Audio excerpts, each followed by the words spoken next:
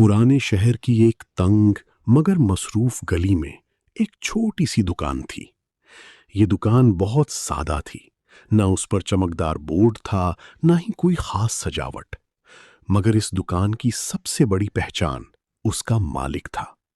لوگ اسے صرف دکاندار نہیں بلکہ ایک نیک اور ایماندار انسان کے طور پر جانتے تھے۔ اس کا نام حامد تھا۔ حامد روزانہ فجر کے وقت اٹھتا تھا، نماز ادا کرتا تھا اور پھر اپنی دکان کھولنے کی تیاری کرتا تھا۔ اس کی زندگی میں سادگی تھی مگر دل میں سکون تھا۔ وہ ہمیشہ یہی کہتا تھا کہ رزق اللہ دیتا ہے اور انسان کو صرف ایمانداری سے کام کرنا چاہیے۔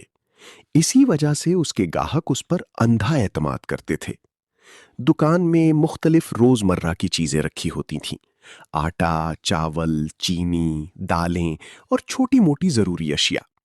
حامد ہمیشہ تول میں کمی نہیں کرتا تھا بلکہ اکثر تھوڑا زیادہ ہی دے دیتا تھا۔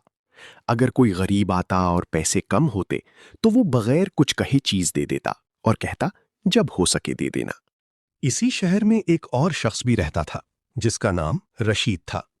رشید حامد کے بالکل برعکس تھا۔ وہ ہمیشہ زیادہ حاصل کرنے کی کوشش میں رہتا تھا، چاہے اس کے لیے اسے جھوٹ بولنا پڑے یا کسی کو دھوکہ دینا پڑے۔ اس کی عادت تھی کہ وہ سستی چیز مہنگی بیچتا اور دوسروں کی کمزوری کا فائدہ اٹھاتا۔ ایک دن رشید نے سنا کہ اس گلی میں ایک ایسا دکاندار ہے جو بہت سیدھا ہے اور آسانی سے لوگوں پر یقین کر لیتا ہے۔ اس کے ذہن میں فوراً ایک خیال آیا۔ اس نے سوچا کہ کیوں نہ اس سادھا دکاندار کو بیوقوف بنا کر کچھ فائدہ اٹھایا جائے۔ اگلی صبح رشید حامد کی دکان پر پہنچا۔ اس نے ایک نظر دکان پر ڈالی اور پھر مصنوعی مسکراہٹ کے ساتھ بولا کہ مجھے کچھ سامان چاہیے۔ حامد نے خوش اخلاقی سے جواب دیا اور اس سے پوچھا کہ کیا چاہیے۔ رشید نے کافی سارا سامان مانگا۔ حامد نے سب کچھ احتیاط سے تول کر دیا اور تھیلے میں رکھ دیا۔ جب حساب کرنے کا وقت آیا تو رشید نے جیب میں ہاتھ ڈالا اور پریشان ہونے کا ڈرامہ کیا۔ اس نے کہا کہ شاید میں اپنا بٹوا گھر بھول آیا ہوں، کیا میں کل پیسے دے سکتا ہوں؟ حامد نے بغیر کسی شک کے مسکرا کر کہا کہ کوئی بات نہیں، آپ جب چاہیں دے دیں۔ رشید کو حیرت ہوئی کہ اتنی آسانی سے بات بن گئی۔ وہ سامان لے کر چلا گیا اور دل ہی دل میں خوش ہوا کہ اس نے ایک سادہ انسان کو دھوکہ دے دیا۔ رشید اس دن بہت خوش تھا۔ اسے لگ رہا تھا کہ اس نے بغیر کسی محنت کے اچھا خاصا سامان حاصل کر لیا ہے۔ وہ گھر پہنچا اور سامان ایک طرف رکھ دیا۔ اس کے چہرے پر ایک عجیب سا غرور تھا، جیسے اس نے کوئی بڑی کامیابی حاصل کر لی ہو۔ دوسری طرف حامد اپنی دکان میں بیٹھا تھا۔ اس کے دل میں کوئی شک نہیں تھا بلکہ وہ مطمئن تھا۔ وہ یہی سوچ رہا تھا کہ اگر کسی کو ضرورت ہو اور وہ مدد مانگے تو اس کی مدد کرنا ہی اصل نیکی ہے۔ اگلے دن رشید دوبارہ بازار آیا۔ اس کے دل میں اب ایک اور منصوبہ تھا۔ اس نے سوچا کہ اگر ایک بار یہ چال کامیاب ہو گئی ہے تو کیوں نہ دوبارہ کوشش کی جائے۔ وہ دکان پر آیا اور پہلے سے بھی زیادہ اعتماد کے ساتھ بات کرنے لگا۔ اس نے دوبارہ کافی سامان لیا۔ حامد نے حسب عادت سب کچھ تول کر دے دیا۔ جب پیسے دینے کا وقت آیا تو رشید نے پھر وہی بہانہ بنایا۔ اس بار اس نے کہا کہ کل میں ضرور پیسے لے آؤں گا۔ حامد نے پھر بھی کچھ نہیں کہا اور مسکرا کر اجازت دے دی۔ قریب ہی ایک بزرگ شخص یہ سب دیکھ رہا تھا۔ اس کی آنکھوں میں گہرائی تھی اور چہرے پر سنجیدگی۔ اسے محسوس ہو گیا تھا کہ کچھ ٹھیک نہیں ہو رہا۔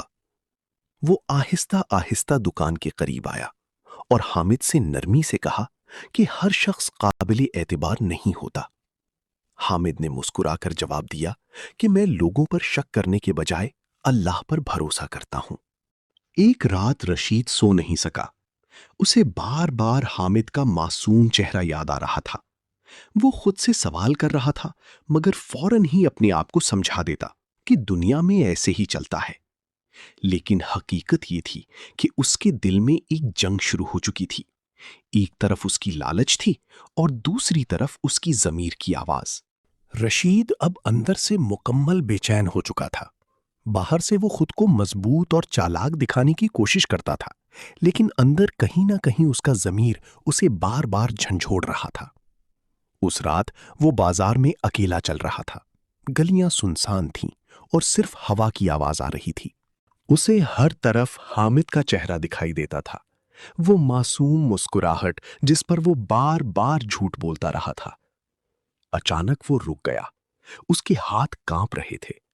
وہ خود سے کہنے لگا کہ آخر میں یہ سب کیوں کر رہا ہوں؟ کیا واقعی یہ زندگی ہے؟ اسی وقت اسے وہ بزرگ شخص یاد آیا جس نے اسے نصیحت کی تھی، مگر اس نے اس وقت بات کو نظر انداز کر دیا تھا۔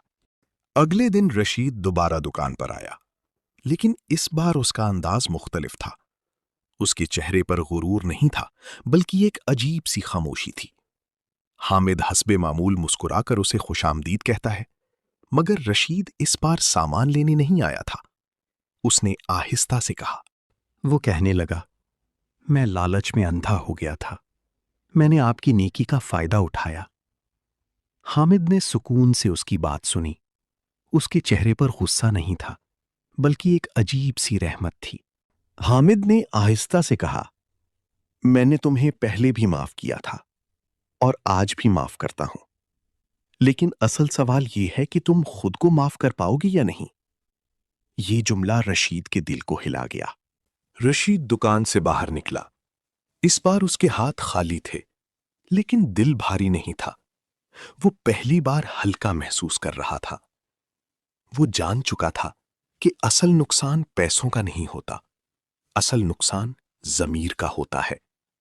اور حامد، وہ آج بھی اسی دکان میں بیٹھا تھا، ویسا ہی سادہ، ویسا ہی ایماندار، ویسا ہی پرسکون۔